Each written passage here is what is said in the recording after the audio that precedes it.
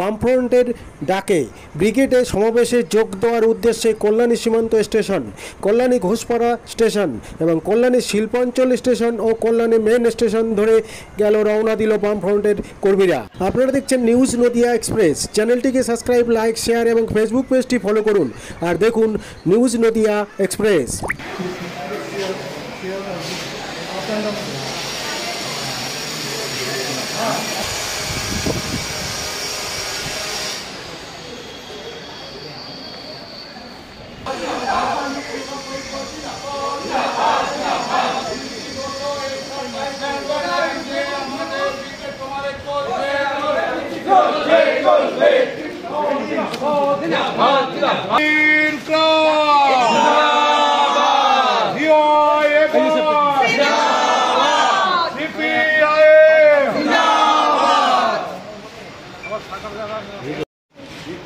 কি হচ্ছে এগুলো?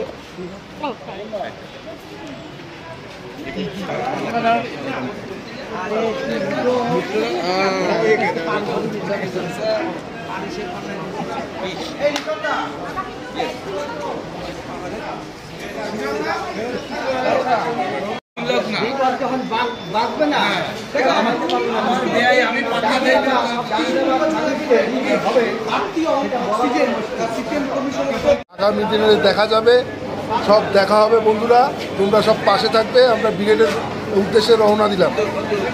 কি উদ্দেশ্য আপনার? উদ্দেশ্য আপনার উদ্দেশ্য কি? আমার উদ্দেশ্য আমাদের এই দলটাকে এগিয়ে নিয়ে যাওয়ার। এটাই আমাদের। কোন দলটাকে? হ্যাঁ, কোন দলটাকে?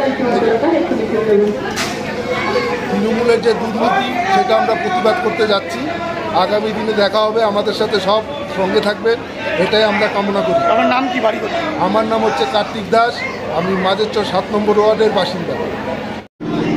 ব্রিগেড। ব্রিগেড। আপনাকে দেখলাম লাইনে দাঁড়িয়ে টিকিট কাটতে। হ্যাঁ, তাহলে কি টিকিট কেটে ব্রিগেড যাওয়া হচ্ছে? টিকিট তো কাটতেই হবে, টিকিট তো কাটতেই হবে। লোকে বলে আমরা ফ্রিতে যাইনি, অনেকে বলে। হ্যাঁ, আমরা সোশ্যাল মিডিয়াতেও দেখি নাকি বিনা টিকিটে যেতে যাই, ব্রিগেড যাই। সেটাই তাহলে আপনি একদম টিকিট কেটে দেখালেন যে আমরা টিকিট ছাড়া যাবো না, একদম টিকিট ছাড়া যাবো না, সেটাই করলেন? হ্যাঁ, টিকিট ছাড়া বিনে পয়সা যাবো না, এটাই করলেন? হ্যাঁ, আমার আছে, সংগতি আছে, আমি টিকিট কাটবো না কেন। আপনার নাম? অভিজিৎ বিশ্বাস। কোথায় বাড়ি? কল্যাণী থাকি। আমাদের কল্যাণী এরিয়া কমিটি যারা আছে তারা কল্যাণী সীমান্ত, ঘোষপাড়া, শিল্পাঞ্চল এবং কল্যাণী মেন, এবং এখান থেকে অসংখ্য বাস এবং গাড়ি, 4 চাকা গাড়ি যাচ্ছে, তারা আলাদাভাবে শাখাগত হয়ে যাচ্ছে। কিন্তু আমাদের 4টে স্টেশন মূলত সীমান্ত, ঘোষপাড়া, শিল্পাঞ্চল এবং হচ্ছে কল্যাণী মেন স্টেশন। সব জায়গায় আমাদের কমপ্লিটটা আছে। কমপ্লিটটা আসছে, আমরা একসাথে ট্রেনে করে যাবো সবাই।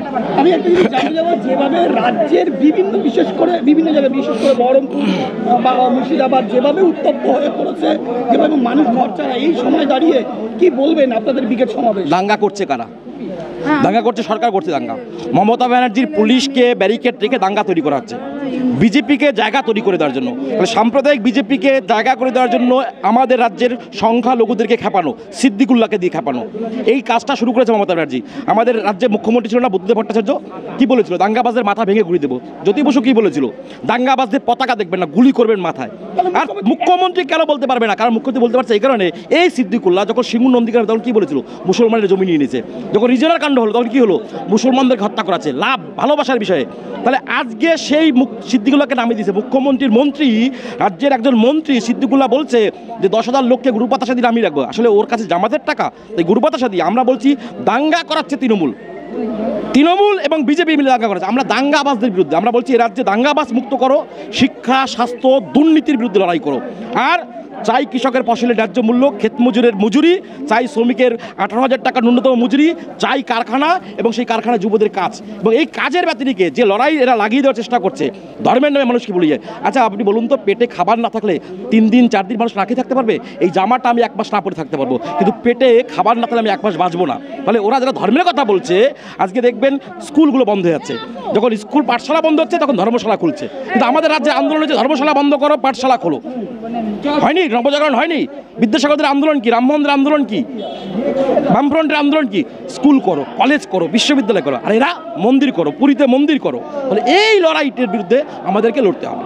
আমরা বারবার দেখছি যে চাকরিহারা যারা 16 সালের প্যানেলে বাদ পড়েছে তারা যখন আন্দোলন করতে যাচ্ছে পুলিশ আটকাচ্ছে, সেই ছবিও সামনে আসছে, কিন্তু অথচ যখন এই দাঙ্গা হচ্ছে সেখানে পুলিশের ভূমিকা কি বলবেন? আটকাবে তো স্বাভাবিক, কারণ ওখানে চোরদেরকে ঢুকিয়ে রেখেছে। কোর্ট তো বলেছি ক্লাস 4 পাস, ক্লাস 4-এ ফেল সেই স্কুল শিক্ষক, তাহলে সে ছাত্রদের কি শেখাবে? ফলে এই বিষয়টা আমাদের কাছে, আপনাদের কাছে বলার যে আপনারা বুঝুন, আমি সাংবাদিক বন্ধুদের কাছে অনুরোধ করছি, সবাইকে নামতে হবে দাদা। না নামলে বিপদে পড়বে আমাদের সবার ঘরের ছেলেমেয়েরা, বিপদে পড়বে আমাদের ভবিষ্যৎ প্রজন্ম বিপদে পড়বে। ফলে সেই বিপদ থেকে যদি আমাদেরকে বাঁচাতে হয় সবাইকে একজোট হতে হবে। তৃণমূল এরা যে দাঙ্গা তৈরি করার পরিবেশ তৈরি করছে, বিজেপি সেটা সুযোগ নিচ্ছে, এবং সেই সুযোগ নিয়ে সংখ্যালঘু এবং সংখ্যাগুরুর লড়াই, হিন্দু এবং মুসলমানের লড়াইটা হওয়া উচিত কাজের লড়াই। চাকরি চাই, কারখানা চাই, সিঙ্গুর চাই, নন্দীগ্রাম চাই, কারখানা তৈরি করে আমাদের এগোতে হবে। তাহলে ব্রিগেড সমাবেশ থেকে কি 26-এর লক্ষ্য? 26-এর লক্ষ্য হচ্ছে আমাদের পাড়ায় পাড়ায় যেতে হবে। এই যে ধর্মের নামে মানুষকে ফেটটি বেঁধে আর কি হবে আপনি বলুন তো? আমাদের বাঙালির কি, রাম বুকে থাকুক, বুকে রাম হাতে কাম, স্লোগান একটাই, বুকে রাম হাতে কাম, কাম চাই। কাজ ছাড়া কোনো বেকার বাঁচবে না, শ্রমিক বাঁচবে না, কৃষক বাঁচবে না, পরিবার বাঁচবে না, কেউ বাঁচবে না। ফলে সেই লড়াইটা মানুষের লড়াই করতে হবে, এবং সেই লড়াইটা আমরা লড়বো। আপনার নাম?